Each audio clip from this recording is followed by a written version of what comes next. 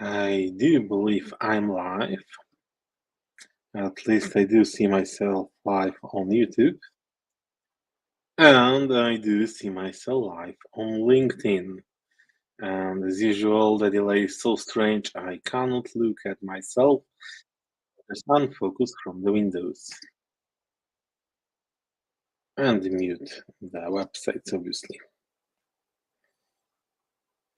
Hello there. So, hope you guys will be joining us soon. I will still wait 1 minute before I start, and I know I say it before every live, but this one probably will be quite short, as the topic I've chosen is, well, quite easy to exhaust. So, a sip of water, and let's go with some not so breaking news. So, a little bit over a month ago, a Polish press agency, PAP for short, or PAP, did suffer from a cyber attack. It's all here explained in Reuters. I'll brief you up. I'll brief you what this agency is. This is one of the main sources of information in Poland.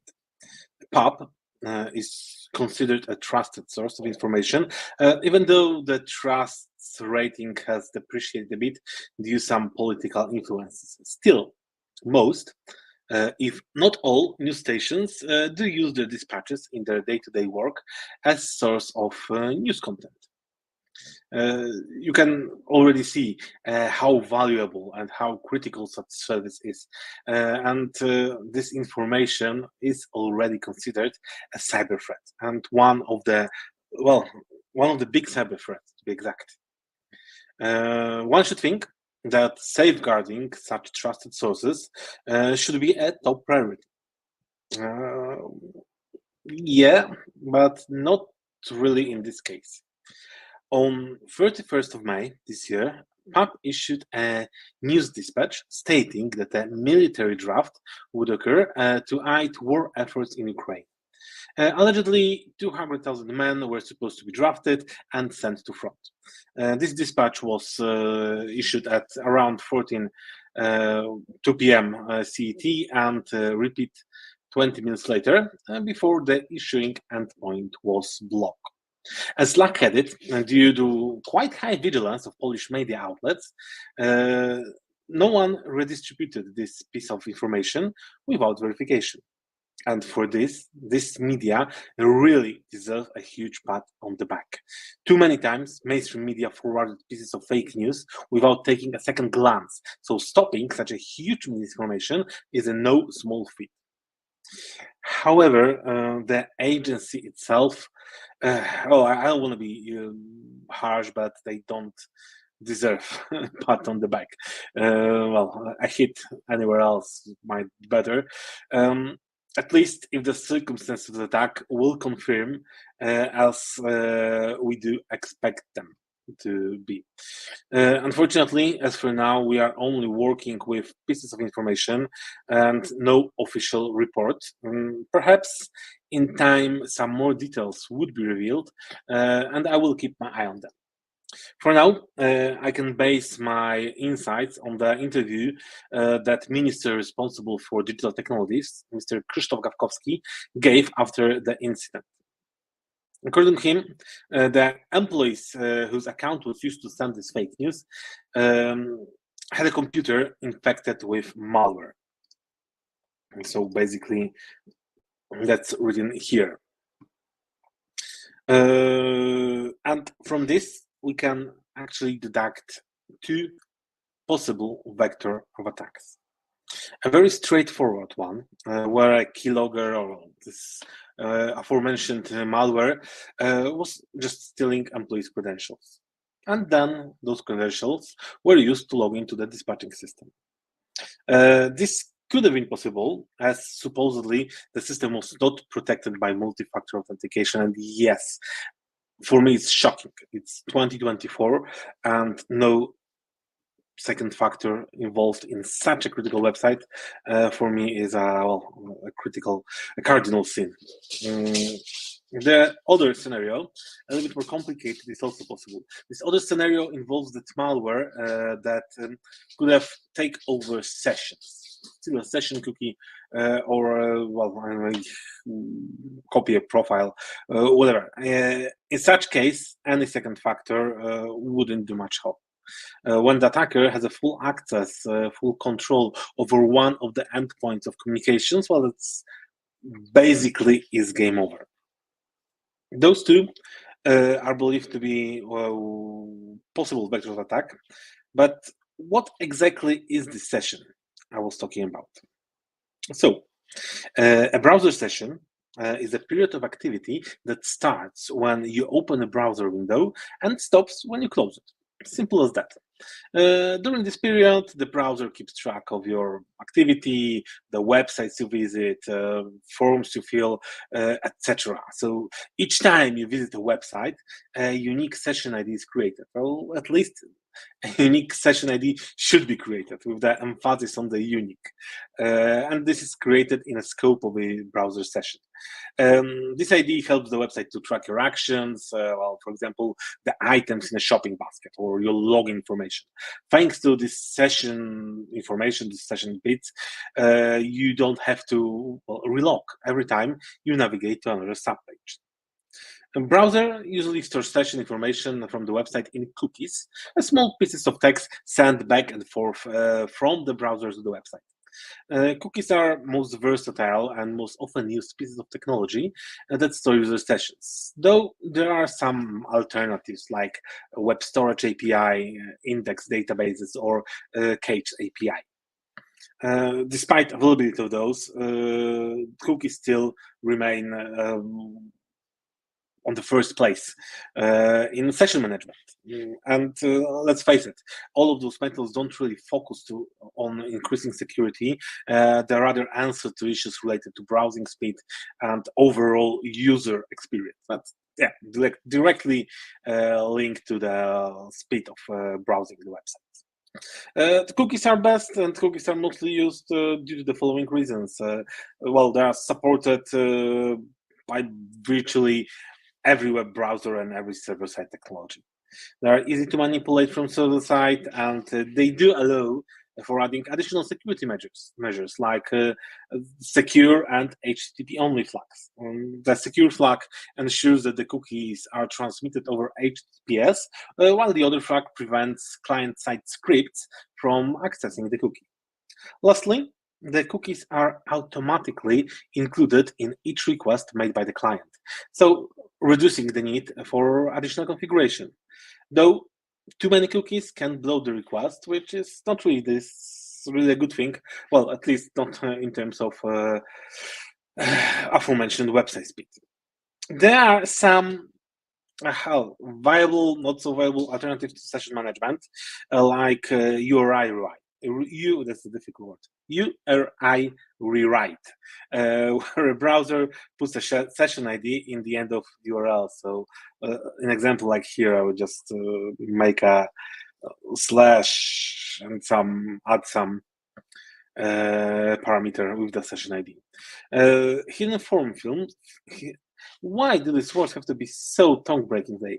Hidden form fields, where a hidden text field is placed somewhere within the website, and the text in this field, which would be the session ID, can be passed to another subpage when navigated. So, like that. Also, session IDs can be passed within a HTTP header. However, none of those solve the problem. None of those are better than cookies, and I don't really think there is a viable way to mitigate session attacks. One, an attacker has access to one of the endpoints of the communication, and you can guess that if this little piece of information that's required for a website to keep a persistent session with the user can and most probably will be a very valuable target for the attacker. And attacks that are aimed to impersonate a real user by using a stolen session ID are called session hijacking. And they are quite popular, even mentioned in the OWASP website as, well, session management. And I will talk about session management in a moment. So how can one hijack a session? There are a couple of ways. And to be honest, most of them don't require any access to either victim computer or the website server. You can fairly easily steal a session remotely by impersonating the website the user is logging to. I actually showed it in the last live I was doing, and I showed how to steal Outlook session by using evil jinx. So the ways to steal the session are one, packet sniffing, a classic man-in-the-middle technique where the attacker searches for unencrypted traffic or puts proxy between you and the website and is able to decrypt the traffic. Classical phishing attack, again, I showed it during the last live, I think around 3 weeks ago.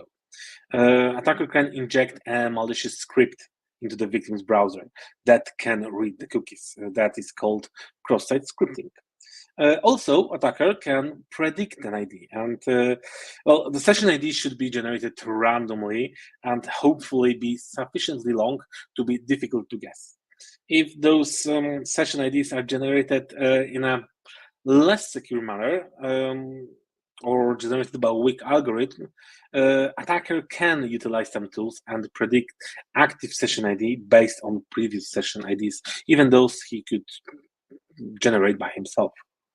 All of those obviously are quite easily mitigated by proper and secure session management, or, for example, by FIDO-based authentication, where you basically can't steal a session remotely by impersonating the website, because FIDO will not allow you to provide your credentials on a phishing website. There are tons of best practices available to help you secure your website. I do think OWASP is one of the one of the most trusted sources of security-focused information. So I put this link in the source for you to have a read and learn a bit more about session management and how to do it properly. So, as I said, there is a scenario where no amount of session management or multi-factor authentication would save the victim from session hijacking. The scenario is, again, taking over control of one of the endpoints involved in the communication, either the victim's computer or the website server. Both of them are quite scary. And do you remember when I talked about this Polish press agency in the beginning of the life? That's basically the case, right? If you somehow had malware installed on your computer aimed towards stealing your session information, it doesn't really matter what you do. You can say your session goodbye, and you can assume that someone can impersonate you. And there's not much anyone can do about it. Practically nothing. No better way of keeping the user's session was designed yet. You need to keep in mind your physical security. That's the best way to avoid session hijacking. Don't let anyone anywhere near you to unlock devices. And obviously adhere to cyber hygiene. Is there anything a website administrator can do to prevent session hijacking in a scenario where an attacker has access to victim's computer? No, not really. Still nothing.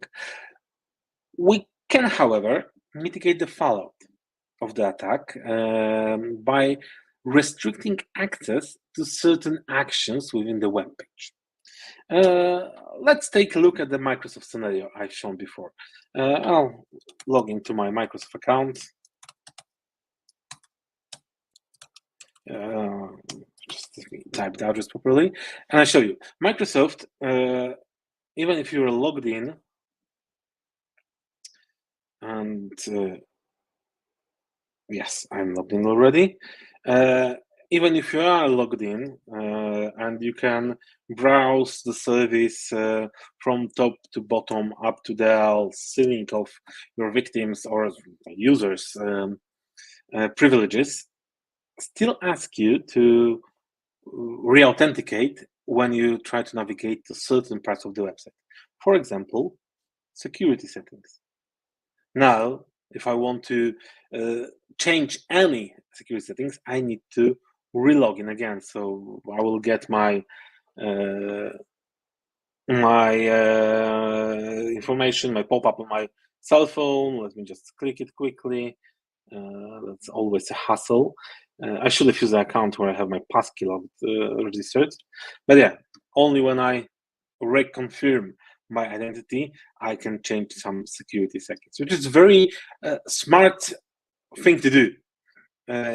I cannot weaken my security as an attacker. So kudos to Microsoft. We in Secfense like to call this mechanism microauthorizations, and I want to spend some time to explain you this approach. So I have one little internal service that is actually being protected with our own user access security broker. So when I try to log in with very, very weak passwords, I do need to confirm my identity. Lovely, right? Very safe. But imagine I'm not myself. Well, I'm usually myself, but this is a browser session taken over by some attacker. We need to figure out what would be a critical action in this. I just killed a fly just by typing my passwords. I told you, passwords are dangerous. Go away. So let's say in this ticketing system, creating a new ticket is a critical action. So whenever an attacker comes here, he can create a malicious ticket with some malicious content. And because I am logged in, or the attacker is impersonating myself, there's something I could have done. I was actually trying to leave it as a surprise, but you see, I was not able to create a malicious ticket. And that's because the user access security broker has something called micro-authorization configured. A very simple piece of tool that just protects this endpoint with some additional strategies. Now, when I'm here on the service desk, the traffic is held. If I won't confirm my identity, I will not be able to issue this ticket. So imagine the scenario, this is the attacker that has access to all the website. He does not have my authenticator because he's somewhere else. He does not really own my computer. I, however, as a legitimate user, can press my fingerprint scanner and create the ticket. Without the micro-authorization, just some sample text. No obstruction. Oh, actually, sorry, my bad. I forgot to restart the website. Without the micro-authorizations, I would have to sign out, and refresh my environment. No. I'll log in again, confirm my identity, and with the micro-authorization disabled, nothing stops me from doing that. Bank created. Enabled. And let's, hello, Mr. Attacker. Stealing my session, you bad guy, you. Of course. Let me confirm myself. But now, as an attacker, I'll try to create a ticket. Again, a malicious one. Bad. Create. Let's say I don't have an authenticator. Oh, that's bad. I just close it. No ticket created. I'm back to the drawing board. How do I configure this microauthorization? Again, I just took a couple of information. Let me make sure this is disabled. I will show you how I gathered the information to configure it. When I try to create a new ticket here, test, I open my developer tools. So let me clear that. And I observe the space. Let me clear it again and see what happens when I click create. You see? Again, sorry. I did not fill it, but let's not create this microauthorization. I wonder if clicking anywhere will be enough. Plus ticket create. Yes, ticket was created, and where is this? And I think this was. Let me find. Yes, this was this packet that appeared right after creating the ticket. You can see it's a post request to this URL, the 201 status, some content. There are some cookies, but we don't really care about them. Also, we know it's yep, like that. This is JSON's synchronous request, and I just put the information I got in this packet trace to this form. A method post strategy XHR URI regex APIVA1 tickets, and I don't need the payload regex at this point to the particular request. I know and I am quite sure it will be the proper request, but if this was something more, let's say, vague, I could actually take a look at the request here and say find something that is quite unique for this particular action. Probably maybe sender ID or form ID. Not really sure. That is a little bit of art to creating the microauthorizations. In Secfense, you can create the microauthorizations into scenarios. I use the owner, which allowed me to confirm my identity, but I could have used the supervisor policy where I need to ask someone else to come, someone who's obviously predefined prior to this action, to come and confirm this thing for me. So, fairly simple mechanism, and even though someone could have stolen my session ticket, someone could have navigated the website impersonating me, taking full advantage of my session, there would be no way he could do any more harm than just viewing a couple of things. But the important content, important actions would be restricted from anyone. So I did promise this will be shorter.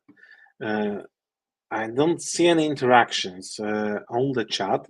I will stay with you for a moment. Maybe someone has some questions regarding this technology, but basically that is all I wanted to show and talk about with you today. And thank you for your attention. See you in more or less 2 weeks. Stay safe.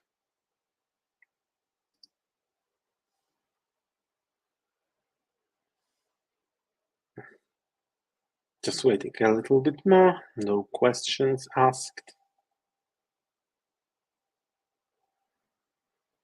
Thank you and goodbye.